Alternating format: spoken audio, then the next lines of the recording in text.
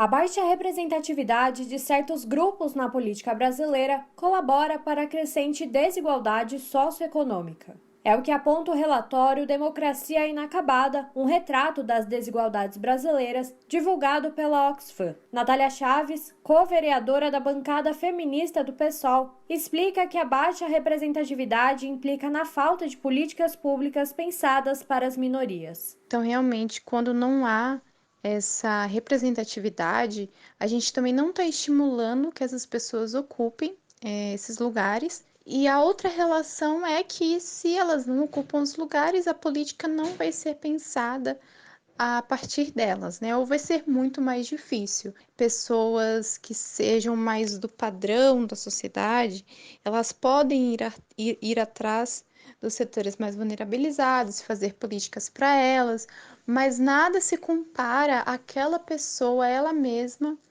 pensar a política a partir do corpo, do território dela. Entre os grupos subrepresentados estão os negros. Apesar de serem 56,1% da população, pessoas pretas e pardas, assim como os indígenas, ocupam apenas 27,6% das cadeiras no Senado Federal, da Câmara dos Deputados e das Assembleias Legislativas. Roberta Eugênio, pesquisadora associada do Instituto Alziras, organização que fortalece a presença de mulheres na política, aponta que um dos fatores que levam a isso está diretamente ligado ao funcionamento dos próprios partidos políticos. Essas barreiras, de modo mais direto, podem ser identificadas através de um menor recurso para as campanhas eleitorais.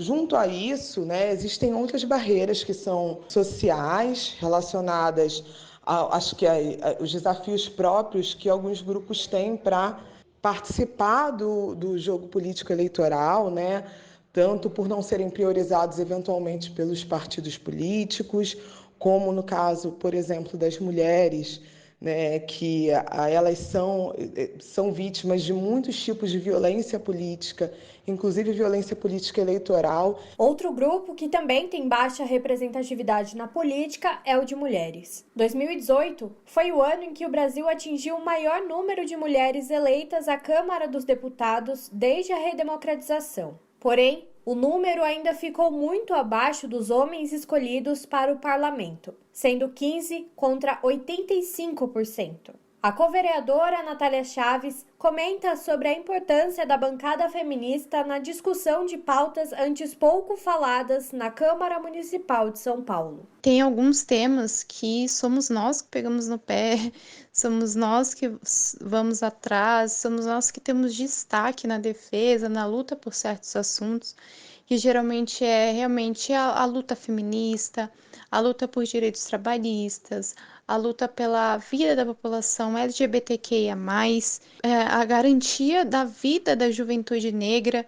Então, a gente que vem desses setores, a gente tem mais propriedade, autoridade, conexão com os movimentos, articulações, e isso tem um impacto positivo, né? A pesquisadora do Instituto Alziras aponta alguns caminhos para reverter esse cenário. Existem exemplos e, inclusive, recomendações, da utilização de cotas de assento em um percentual de, no mínimo, 30%, para que mais mulheres possam acessar a política.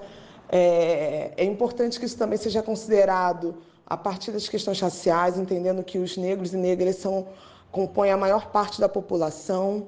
O desenvolvimento de ações de enfrentamento, combate e proteção à violência política, que é um problema que afeta a todas as mulheres que queiram e que já estão participando da política. A grande questão, a grande pergunta é: por que nós não implementamos?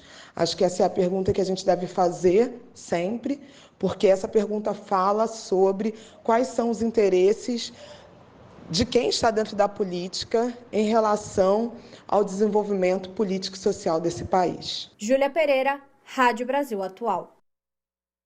Você Jornal Brasil Atual. As notícias que os outros não dão.